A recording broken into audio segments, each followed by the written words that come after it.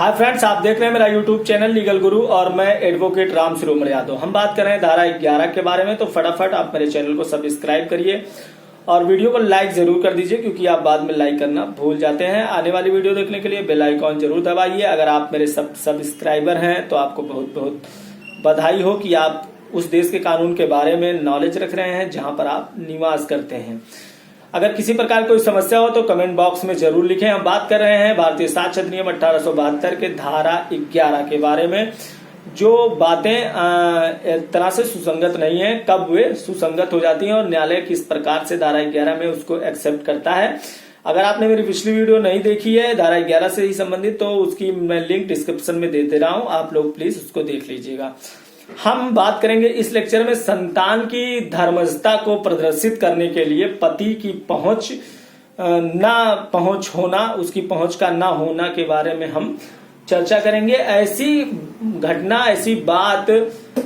जब किसी व्यक्ति के द्वारा, किसी पति के द्वारा स्पेशल ये कहा जा रहा हो कि जिस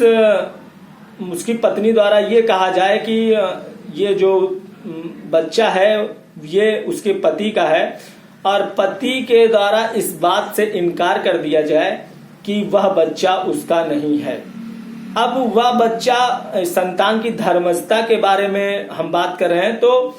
वो बच्चा उसका नहीं है ये साबित करने के लिए पति के ऊपर सारा भार होगा, और पति को ये साबित करना होगा न्यायालय में कि वो बच्चे के ग्रहण करने से पहले से और बीच में वो जो है अपनी पत्नी के साथ रहा नहीं है। मैं किस लैंग्वेज में बताऊं मैं समझ नहीं पा रहा हूं, लेकिन उम्मीद है कि आप मेरी बात को समझ रहे होंगे। और किसी भी पति के लिए जब वो ये कहता है कि ये बच्चा उसका नहीं है, तो उस पति के ऊपर ही ये भार होता है कि वो साबित करे कि जब बच्चा ठहरा गर्भ में अपनी माँ के, तो वो अपनी पत्नी से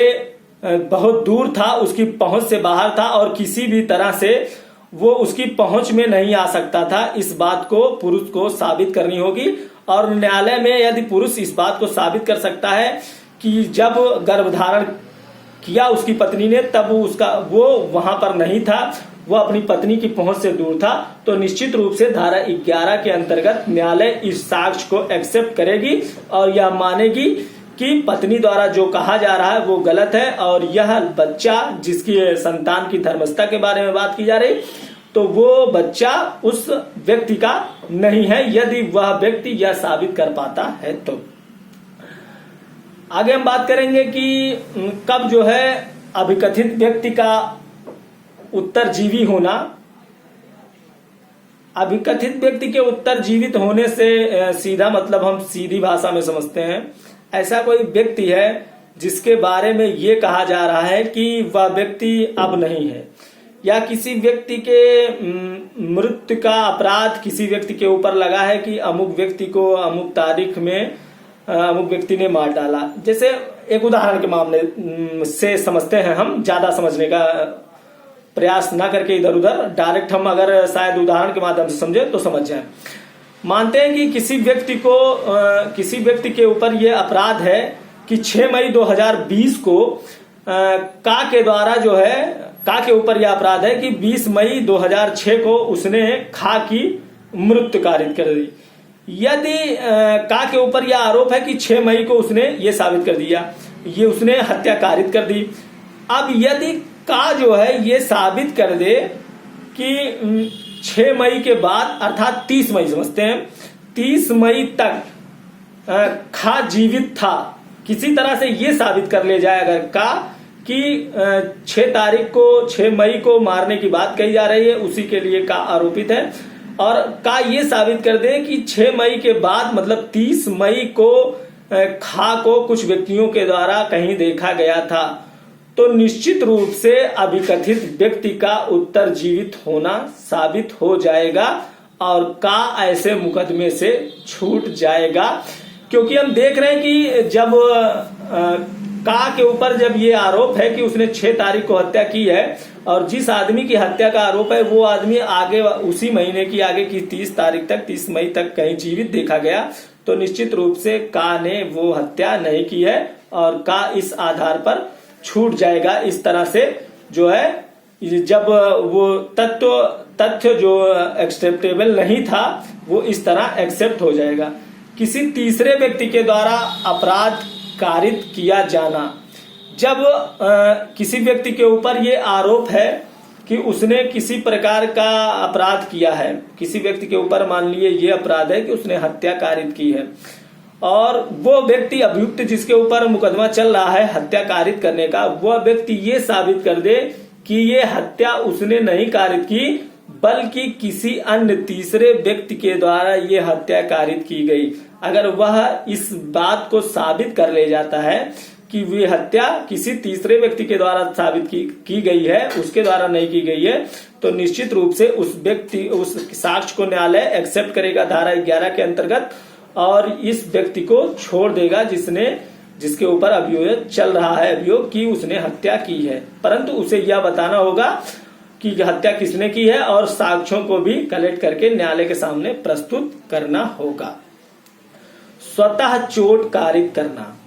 जहां का पर आरोप है कि खा की हत्या का और यह साबित कर दे कि खा ने आत्महत्या की है। जहां स्वतः चोट कारित करने से मतलब है कि जैसे हम देखते हैं कि कई वादों में ऐसा होता है और मैं तो क्रिमिनल की वकालत करता हूं, आप जानते ही होंगे, तो अक्सर मेरे सुनने में ये बात आती है और आप लोग भी जानते ही होंगे, सुने ही होंगे कि लोग ये कहते हैं कि जब हम बात करते हैं कि अच्छा दोनों पक्ष में लड़ाई हुई तो उसको चोट कैसे आ गई अगर तुमने नहीं मारा, तो हमारे क्लाइंट कहते हैं कि अरे साहब उसने तो अपने आप से चोट मार ली। ये स्वतः चोट कारित करने की बात अगर कही जाती है तो इसको साबित करना होगा न्यायालय में, उस व्यक्ति के द्वारा अभियुक्त के द्वारा ही साबित करना होगा। मान लीजिए एक उदाहरण से समझते हैं, का के ऊपर यह आरोप है कि उसने खा की हत्या कर दी है। यदि का न्यायालय में यह साबित कर दे कि खा ने आत्महत्या की थी तो का छूट जाएगा और धारा 11 के अंतर्गत यह साक्ष्य न्यायालय एक्सेप्ट कर लेगी। जब हम ये कहते हैं न्यायालय में कि जिन चोटों के बारे में ये कहा जा रहा है कि वह चोट अभियुक्त के द्वारा दी गई है, तो अभियुक्त पर यह भार आ जाता है कि वह साबित करे कि उन चोटों को उसने नहीं पहुंचाई है। अगर न्यायालय में ये साबित कर ले जाए तो ये धारा 11 के अंतर्गत, भारतीय साक्ष्य अधिनियम की धारा 11 के अंतर्गत न्यायालय इसको एक्सेप्ट कर लेती है कि हाँ इस व्यक्ति के द्वारा चोट नहीं पहुंचाई गई है। पर वो व्यक्ति जिसके ऊपर अपराध कारित करने का मुकदमा चल रहा है, अभियुक्त है जो, उसके द्वारा ये साबित करना होगा कि उसने जो है ये चोट कारित नहीं की है। जैसा कि मैंने उदाहरण में बताया, यदि का यह साबित कर देता है कि खा ने आत्महत्या की थी तो का के ऊपर जो खा की हत्या का मुकदमा चल रहा था उसमें का बाइज्जत बरी हो जाएगा। बस इसी के साथ मिलते हैं धारा 11 की अगली वीडियो में। तब तक आप अपने घरों में रहिए, स्वस्थ रहिए, मस्त रहिए। जय हिंद।